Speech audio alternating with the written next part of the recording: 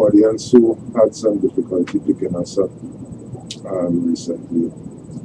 Very briefly, seeking to actually describing the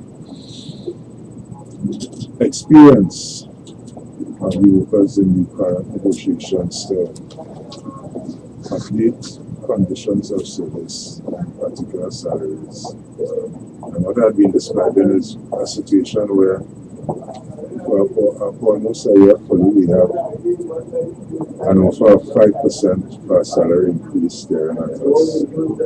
This in a place where salaries of those at the top of the organization are 10 times as large as the salaries of those at the very bottom. And where,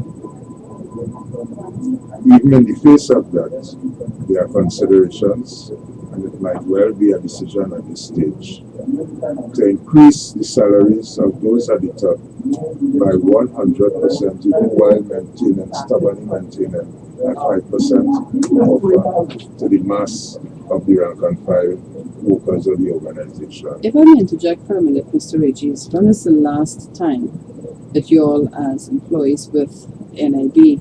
received a wage increase?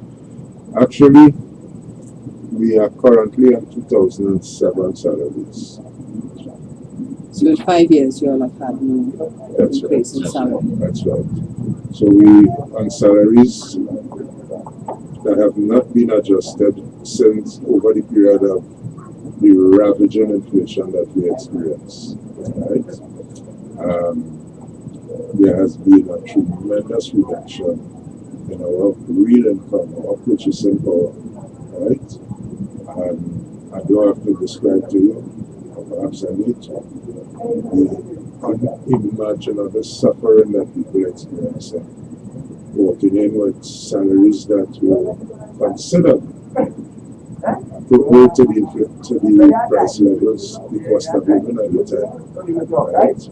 And the kind of changes in the cost of living having occurred since, but still not having the salaries adjusted. So back to the point I'm making is that, so this is the context, 5% for us, 100% for the executive management. In the context of an organization of $21 billion, which organization is able to underwrite the activity of most of the business community in the country, where as the information flows, increasingly we find out that these bigwigs in the rest of the corporate sector are owners of 6-digit monthly incomes, right? If you wish, I would elaborate a little bit more on that, right? Let's go back to CL Financial. Information flowing out of the Commission of Inquiry. We were talking about it a while ago. We're inside the level that a person could be in receipt of a $5 million check and the way the account go till he forget it in a drawer, right? We're talking about the recipients of $1 million annual bonuses, separate and apart from salaries that in T&T dollars amount to $300,000 per, let me say it more slowly, $300,000 per month. I am aware for several years now of salaries of corporate executives that have been well in excess of that in this country, right? But I mean, I decided to give focus to information about a particular company, which information has been in the public domain recently. You know, people could come here and say a whole lot of things that are necessarily factual. That is the reason I'm dwelling on CL Financial, because I know that this is recent information that came out of the Commission of Inquiry into the affairs of CL Financial and its so that, you know, it's to assist in people perhaps verifying the claims that are making about the financial activities or financial hardship. But I tell you, there's another feature of our experience that I want to highlight. 5% continue to be the stubborn offer, according to our management, because of strict directions given by the Minister of Finance and Monetary. Our management informs us that whatever the inclinations might be, that is to go beyond the offer of 5% salary increase to us. The Minister of Finance, who is the responsible minister for the National Insurance Board, the N.I.B falls within his purview, has given strict instructions. They euphemistically call them guidelines, but among the instructions that salary increases must not exceed 5%. Now, there are a whole lot of things wrong with that. In the first place, there is a blatant obstruction of the collective bargaining process. That is something workers in this country before us fought hard for in the 1930s, right? In the days when there was a trade union recognition and the right to collective bargaining and so on and so forth. Blood was shed for that actually in that period. And as we experience it, the instructions of the minister to our employer, it mocks the collective bargaining process, right? Free collective bargaining is supposed to be one of the features of any democratic society. And to the extent that we do have it, is a diminution of the democracy of our country, right? And on that basis alone, we condemn it. But of course, not just on the basis of there not being free collective bargaining, but in terms of the effects, the implications, the effect of it basically is to obstruct economic justice, to obstruct the National Insurance Board, that $21 billion organization, from paying salary compensation to its workers on the basis of its phenomenal ability to pay. I'm talking about an organization on the brink of insolvency, right?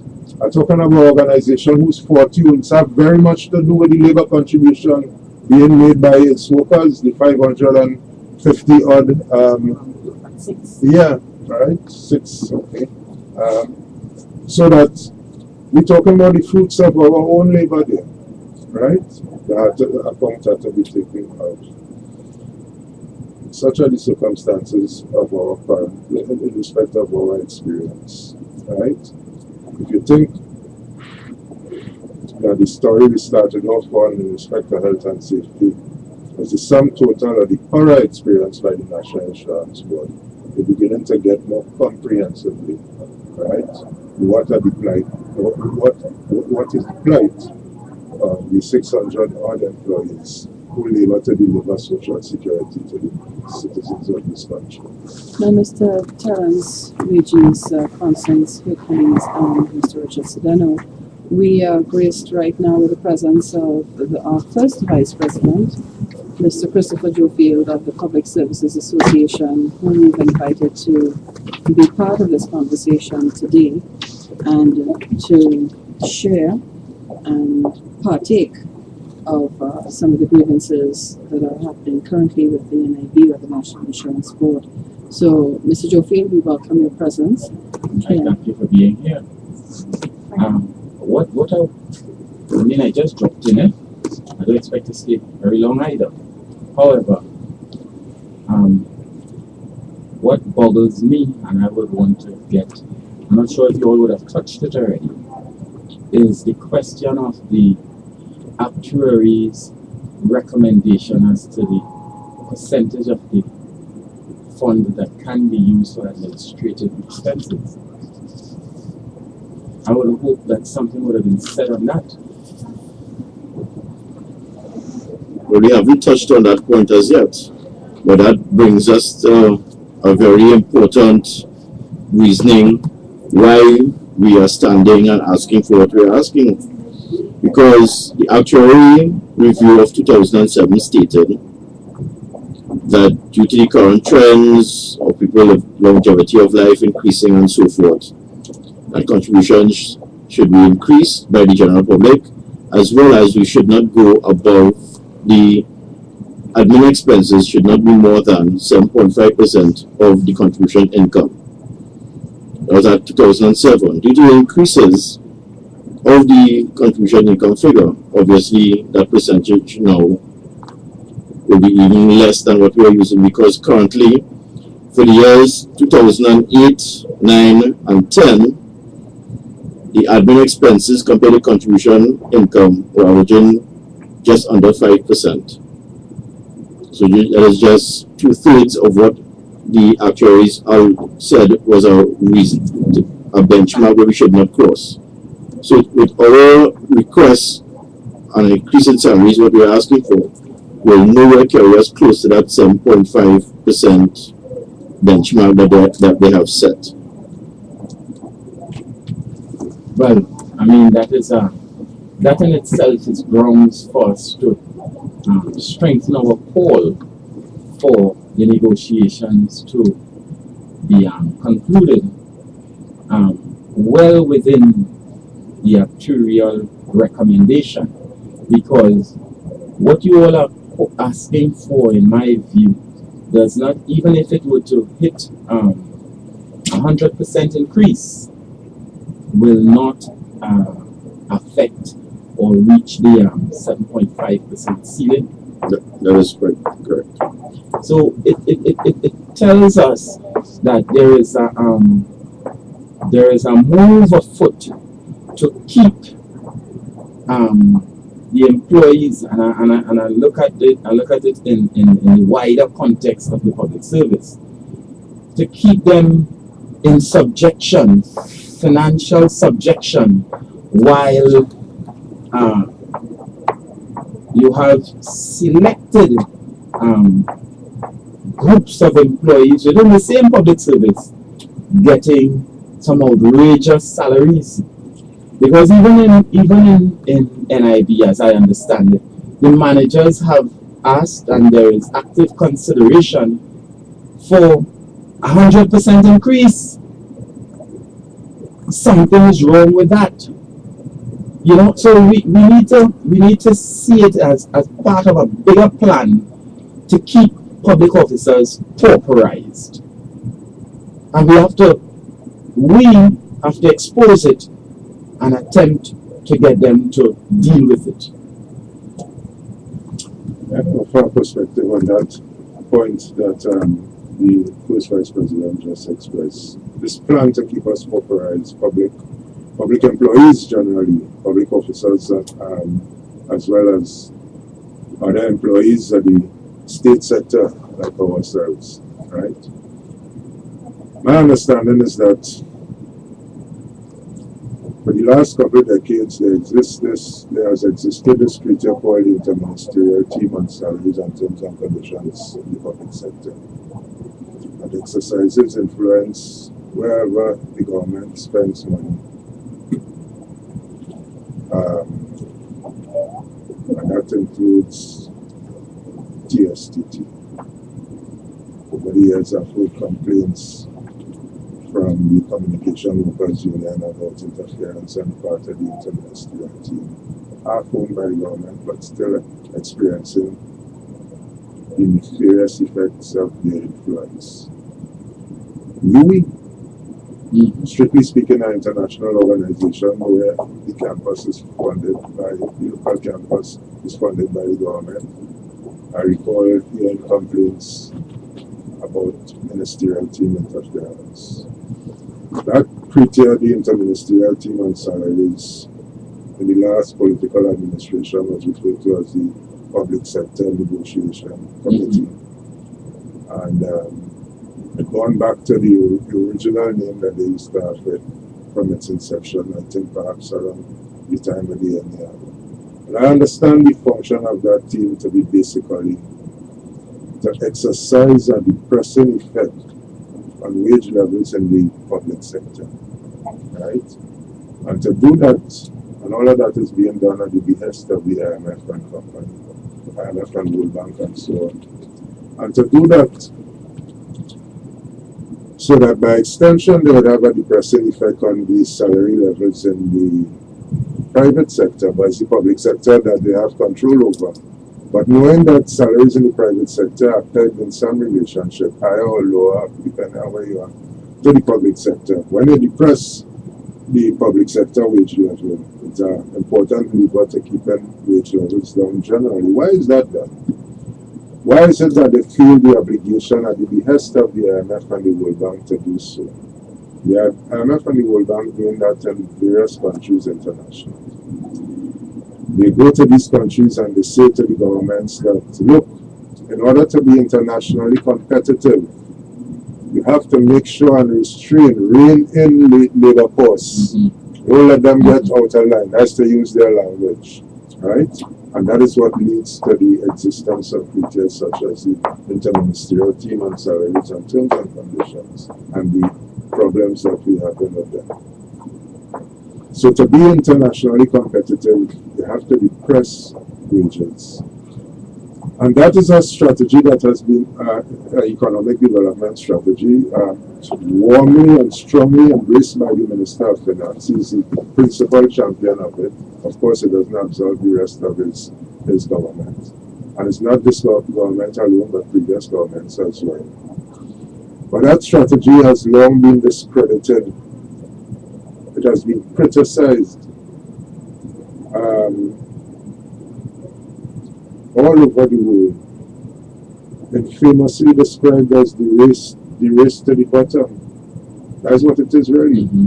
Because what you have is governments seeking to outbid each other, saying, I could attract international investment. That's this whole thing about international competitiveness. They seek to outbid each other to say, come in here, my wage costs are lower than my neighbors. And my neighbor in turn depress his wage cost to become lower than mine. There's a certain imagery that comes to mind that I would rather not express on radio. But I wonder whether or not that strategy has really worked. Actually, it has not. I have before me right now a summary of a recent report released last month by the ILO, who will have worked their annual report. This one is for 2012, right? That describes, and this is extending on and very closely related, that describes such strategies as, this is the language they use, as the austerity trap, right? And they're saying that this strategy basically, which they call the austerity trap, I was referring to it as the race to the bottom, in respect of, to describe this whole question of the relationship among countries seeking to outdo each other. But looked at from another perspective, we could talk about the austerity trap as the ILO uses the expression. And they're saying that in many countries, these austerity measures have failed to stabilize the economic problems that they were called into being to solve. If anything, they have exacerbated them.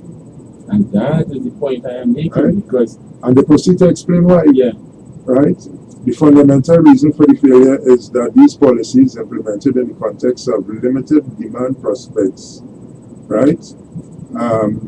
By that, they're talking about the effects of depressing wages, the fact that it restricts the capacity of markets to absorb goods, right? So I thought I would offer a perspective on this puzzle, right, of why it is in the face of all this money, why it is in the abundance of water we have to be thirsty.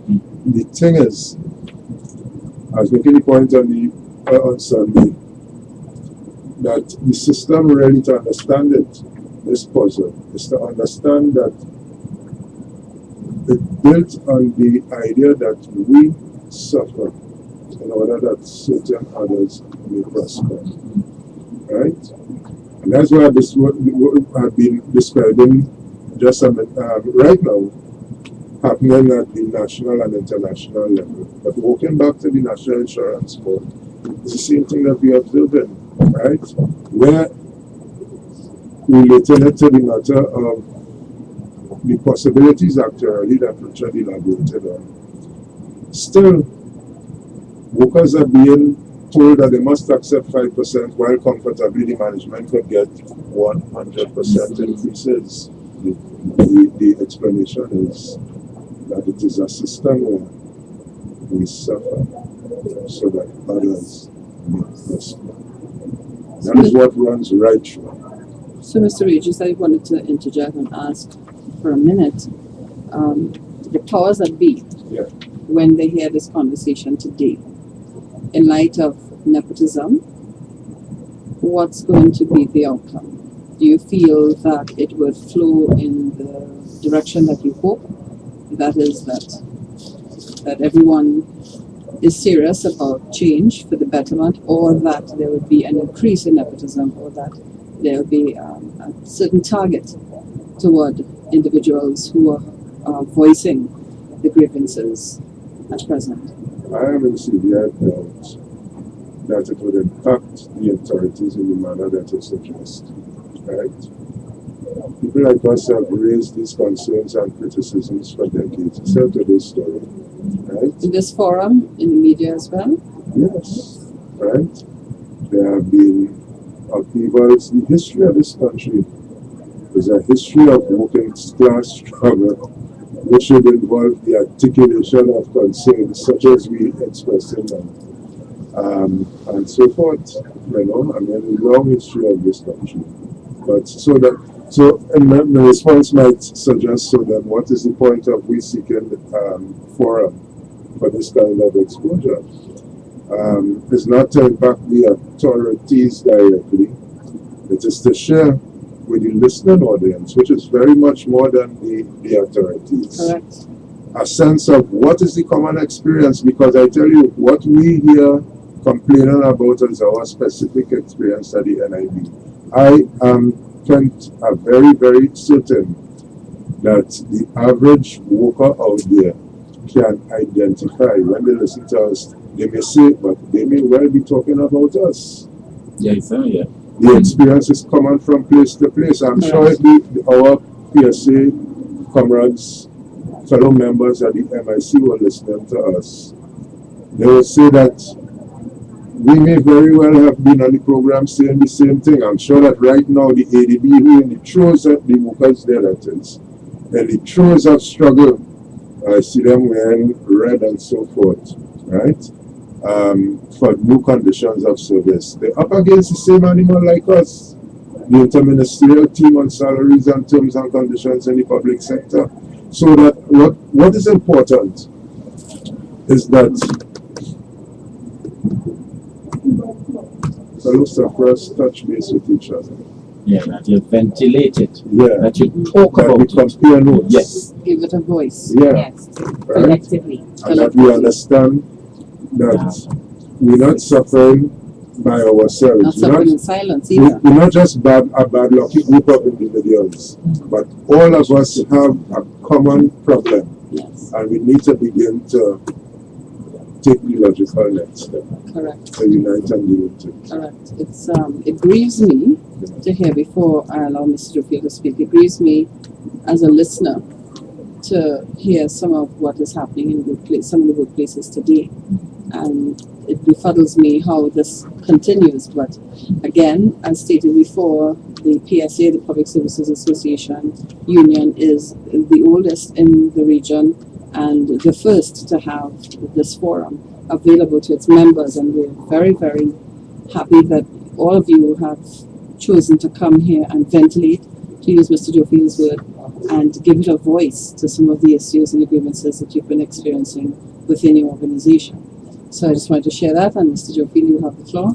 Yeah, I believe that the public service is on a downward slide, and it is not a by chance phenomenon.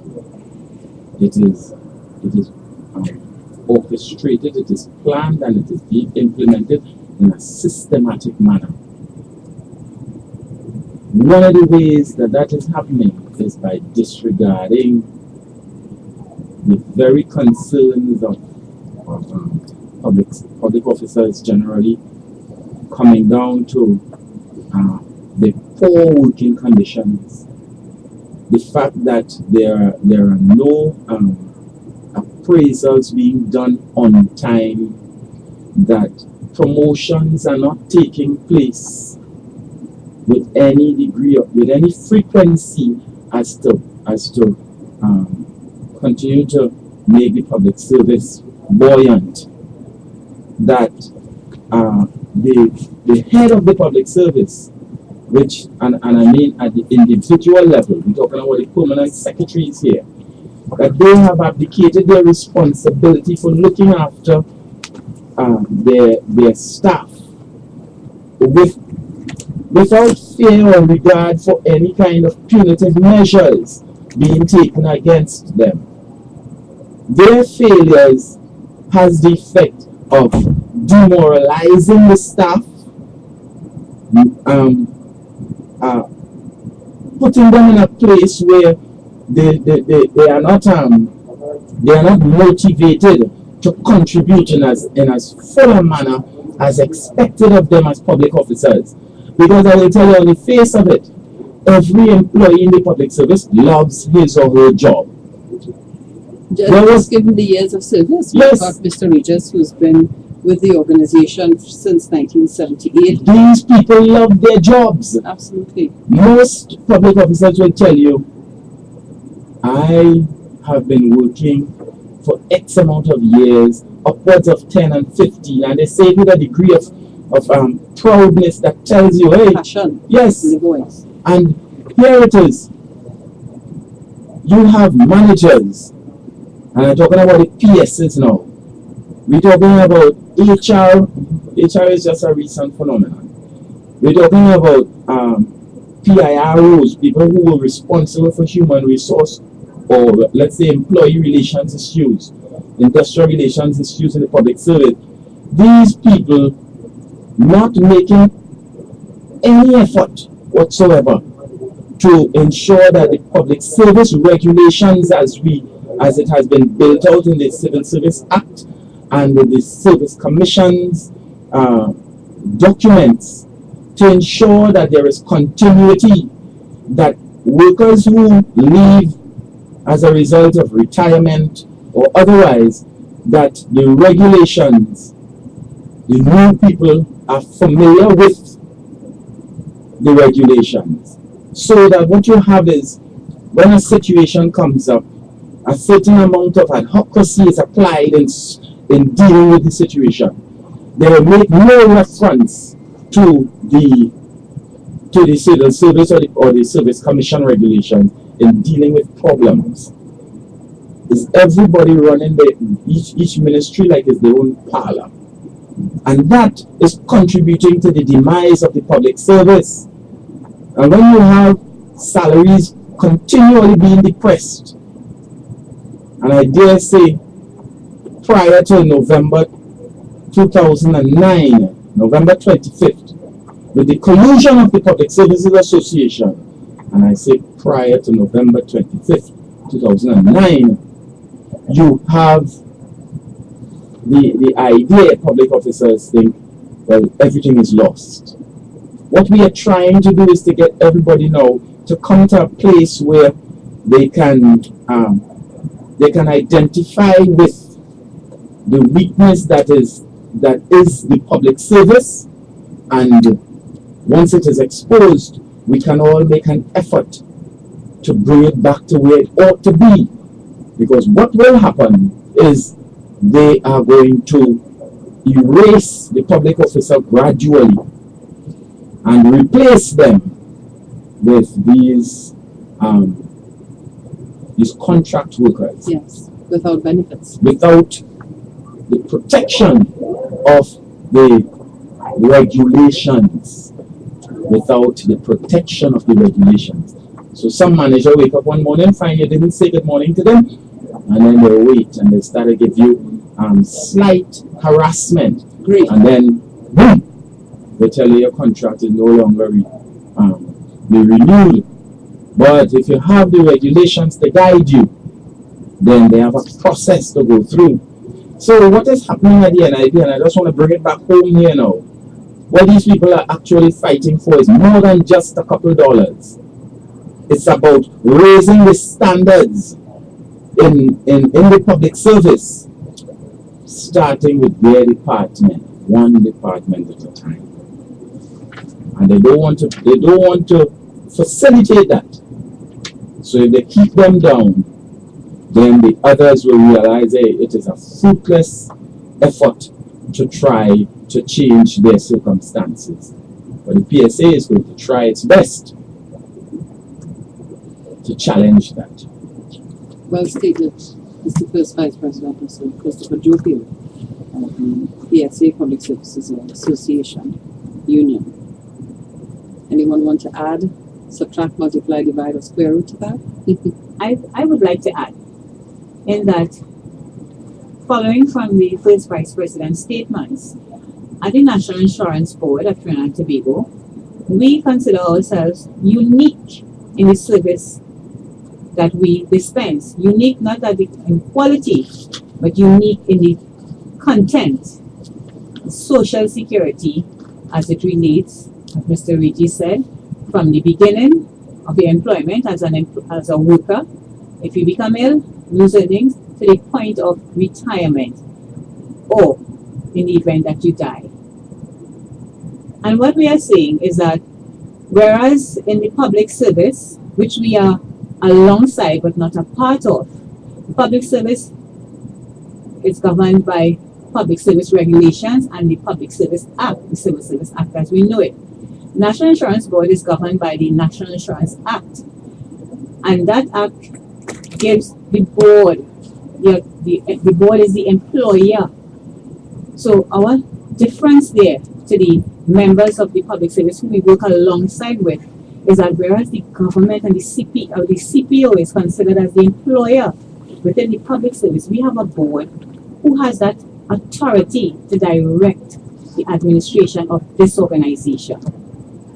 Our organization administration is even more simplified than that of the public service, in that we have a collective agreement which states clearly what is expected by the employer and the employees as we speak about the administration of the staff within this organization.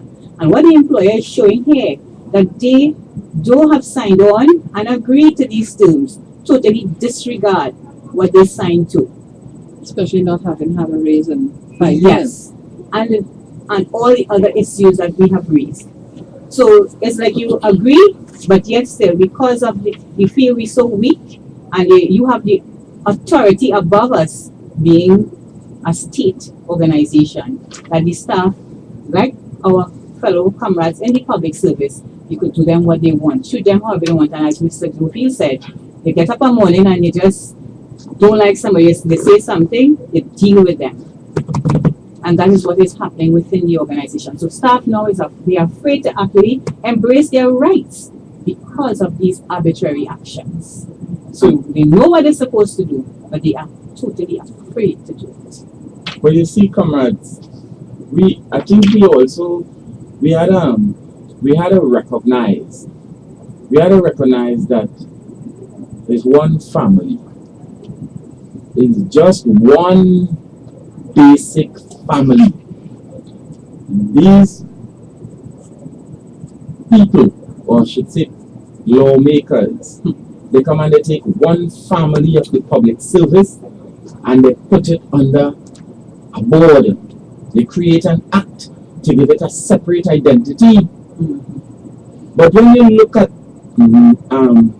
salaries for them and the revenue that they generate, all the revenue is supposed to go one place. They had to go back to the state. And all the salaries, even though these people are supposed to have autonomy, they still have to be guided by the Minister of Finance, the CPO, the interministerial team. So it is a big joke when one considers oneself to be separate simply because I am under an act Because all of us are tied to that one entity, the Minister of Finance.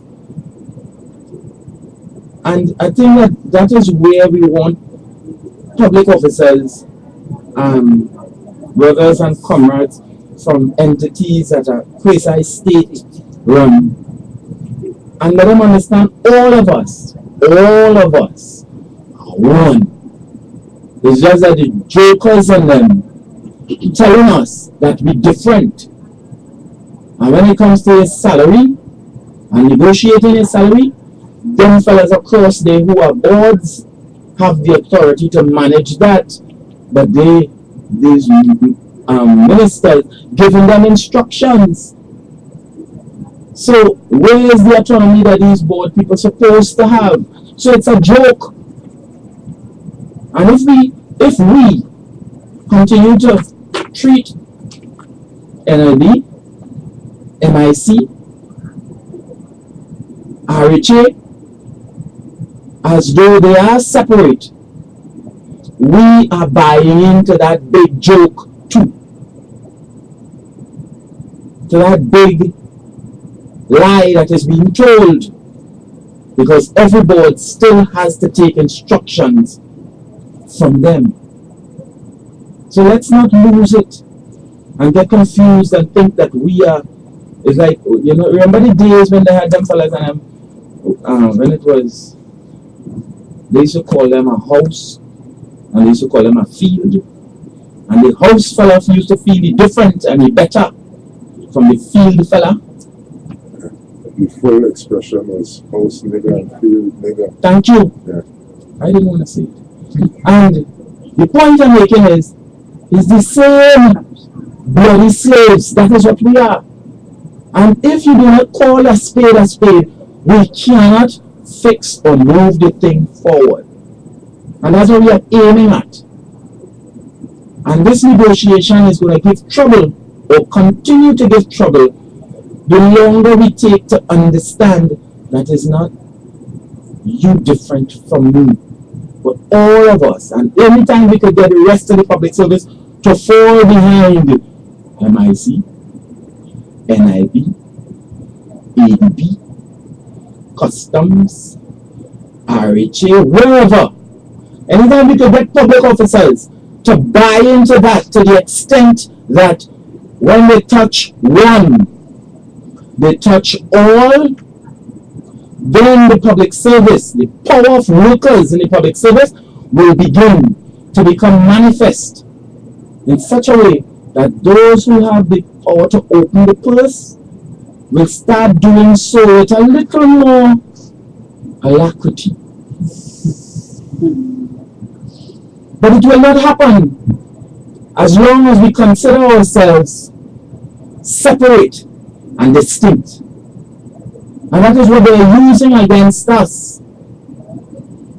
The only common thread each one of them have is the Public Services Association. And why is that? Because it is built in the law. Before they did farm it out to what it is today, the Public Services Association was the association to look after all the workers in the public service. That's the challenge the workers face today as groups. I rest. Well stated, Mr. Jyoti. Well expressed indeed. And the awareness that this forum, PSA Radio, is bringing to the general public, as we're saying now, for so long, people have just been feeling that they don't really have a voice and can't really express how they feel about what's happening in the workplace. And now this, as stated before, gives everyone the opportunity to say, okay, let's band together, let's come together, let's strengthen numbers, let's talk about this. Mr. First Vice President, Mr. Christopher Jyoti, thank you for gracing us with your presence today. Well stated, and thanks for sharing. You're quite welcome. Comrades, all hold the fort. We are coming. Thank you. Unionists, be strong. Thank you for sharing. So that was a lot of really, really great information. And before we took the break, we and Mr. Terence Regis sharing. And of course, we thank Constance Hercules and Mr. Richard Sedeno as well for sharing, being part and parcel of the conversation today. So, in wrapping up, I'd like to ask Mr. Terence Regis and everyone else who's here, Constance Hercules and Richard Sedeno, if there's anything else that you wanted to share with the listeners and the viewers today before we close. Mr. Regis, if you'd like to share. Well, very little by way of anything, very little. But to recapping somewhat, having described the experience, what we hope is to convey an appreciation that we are obligated to do something, as we yourself had indicated, in our own self-defense. And that's something to result in inconveniences to the public that we serve. But in spelling out our experience, we seek to make the case to the national community. We can't be reasonably expected to lie down like this, right? Our very dignity and self-worth as workers demands that we do something, right? Absolutely. We don't look forward to the inconveniences that will flow. And indeed, I would want to say that we should not be held accountable for the inconveniences that will flow. But the people who perpetrate this injustice on us, they are the ones who have an obligation to make sure that services could be provided to the public, and they should be held to account, right? As we indicated, collective bargaining is on trial at the National Insurance Board. In reference to the interference by the Minister of Finance, one of the things we didn't have the opportunity because, and it happens, there's always so much to be said, but we consider that the insured public that we exist to serve, the working insured public, that they are similarly treated by the National Insurance Board management as we are. That the same thread of callousness runs through policy, not just in terms of internal and industrial relations matters, but even in terms of the treatment of the beneficiary public. Just ponder for a while the payment of a widow's allowance in this day and age of $400, and you'll understand what I mean. There's concrete evidence of the claim that I make. We want to stress that in our struggle we're seeking to not just look after our own interests, but assist in setting standards nationally. Like, for example, one of our goals is to make sure that there's the maintenance of real income, at least as a minimum objective, once we conclude the negotiations. Because if the salary settlement is not at a rate of increase that matches the rate of inflation, we're going to be poorer than we were at the start of the contract period. And that is something that hasn't been happening in this country for years. So when workers celebrate, dance and sing, jump and flip over the fact that they break some barrier of 5% and induct a few percentage points outside the ministerial team and so on, they still win because we end up with less than what the rate of inflation had been. We end up poorer. If you will notice that salary increases at the level of the top, quite apart from N.I.B and the 100% increases, will be at the order of 5%. I was hearing one union leader saying recently that it averaged 20% per year, right? I am aware. You take, for example, it was in the public, I could call it, it was in the reported in the press, that is where my information came from.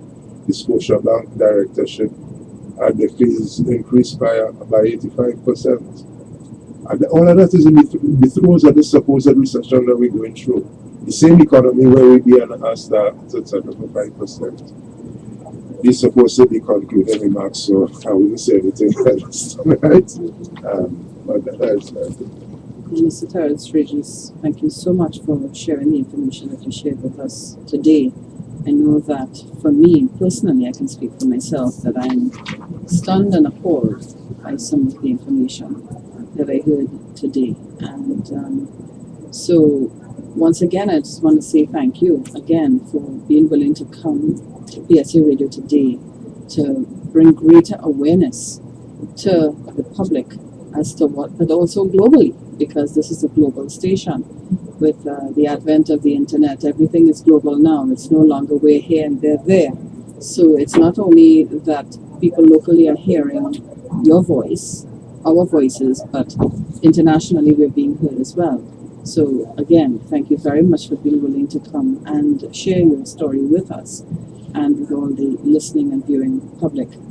And so we thank you, Mr. Terrence Regis, for your closing remarks. And so now I'll go to Ms. Constance Hercules I'm just being directed now to Mr. Richard Sedano. So if Mr. Richard Sedano, to my right, if you could share your closing remarks with the public in terms of our discussion today.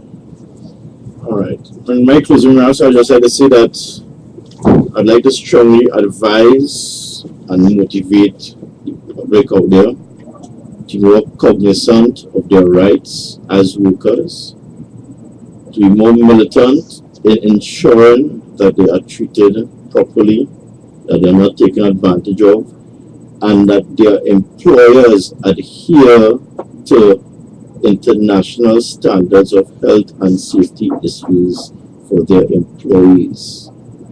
Thank you. First and foremost, thank you very much, Mr. Richard Sedano, for sharing your thoughts with us today and enlightening all of us with the understanding of what's happening in your workplace. So now we will go on to Ms. Constance Hercules and ask you to share your closing remarks with us.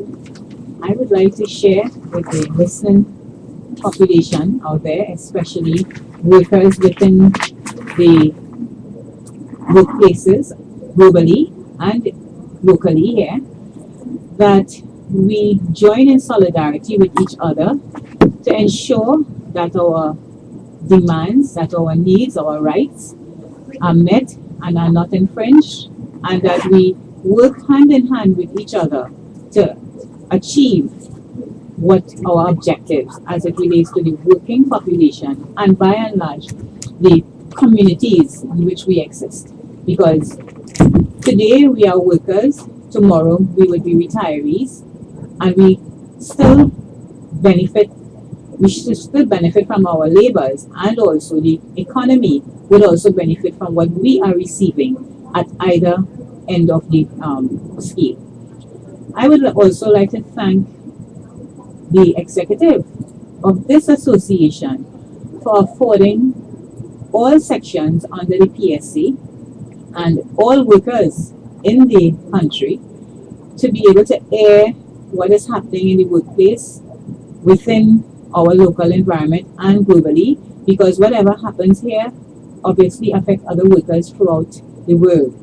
And knowing that we have an international body that speaks on labor, it is beneficial. So the PSA should be thanked and should be supported in this initiative. Thank you.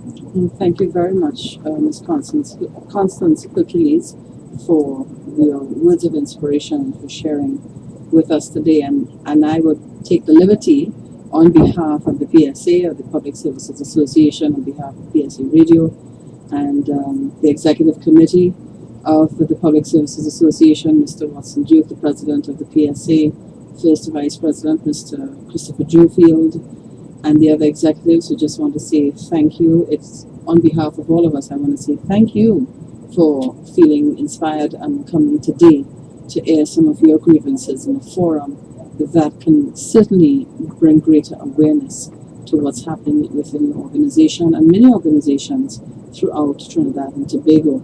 And again, we're talking about a collective body, so to say. We have begun to speak. We've begun to speak out as to what's happening in our nation. And it's unfortunate that we're in 2012 and some of these things are still happening today that basically was happening that happened many years ago, but in just a different format, so to say. But the thread is the same. So thank you very much on behalf of the PSA, the Public Services Association, the Executive Committee members, and PSA Radio. We want to say thank you very much for gracing us with your presence today and sharing your story with us. And we would like to strongly suggest that you continue to speak and continue to share. And if at any time at all you feel that you'd like to come back on PSA Radio, with open arms, we welcome you back at any time at all to share any more of your grievances that you wish to bring greater awareness to. So on behalf of PSA Radio, thank you very much for being with us today. I'm Karyn Rudd, your host, keeping you company right up until 1 o'clock today. And again, we want to thank Mr. Terence Regis, Ms. Constance Hercules, and Mr. Richard Sedeno from the N.I.B, the National Insurance Board, for their presence here today, sharing their story and some of the grievances that's currently happening in their workplace within the National Insurance Board. So again, I'm Karyn Rudd, your host, keeping you company right up until 1 o'clock this afternoon. And then, of course, I'll leave you in the very capable hands of Dr. Mike Rather from 1 until 7 o'clock this evening. And we do what we do best here, that is we continue to keep you informed and entertained. Keep it locked on radio.psatt.org, where we provide the information and the entertainment simultaneously. Thank you. This was amazing. This is amazing. It's amazing to me, but I'm not saying that in a good light, but it's amazing what happened back in the day is still happening today. But it's just we've just dressed it up, so to say, to look different from how it looked back in the day. But it's the same thing. And what I believe too is also most painful is that we are in an environment where we are more enlightened. Information is easily accessible. That's right. So it's not like you could say the administration don't know. Right. Yes. Karyn, I lost time. Oh gosh, you're most welcome. I want to get some information from you all before I let you go. Like your email addresses and telephone. Hello, family.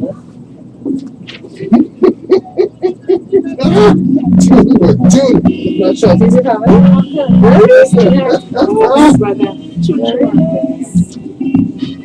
I should probably that guy as my hero. Really? Yeah. So, Terence Regis, what is your title in N.I.B, please? I mean, Occupation title. Occupation Research Assistant.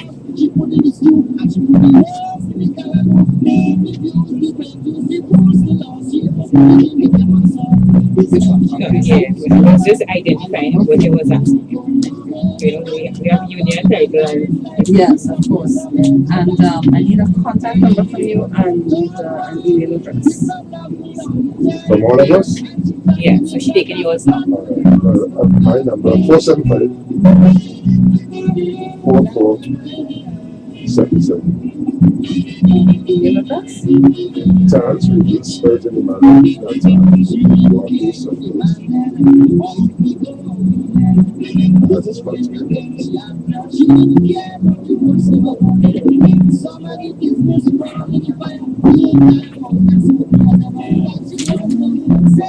You miss or Mrs. Miss Constance.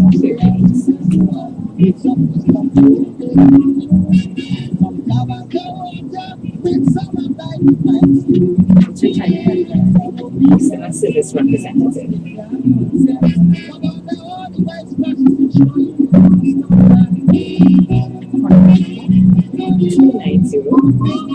290-977.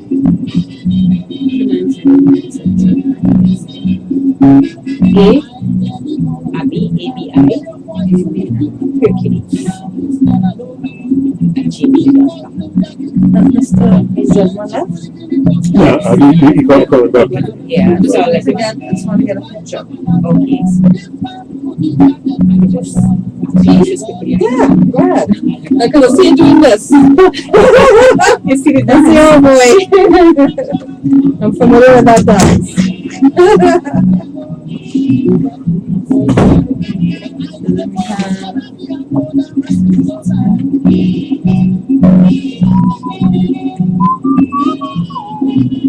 do you happen to know Mr. Sedano's contact number? Not off the top of my head. What is his title? Accounts.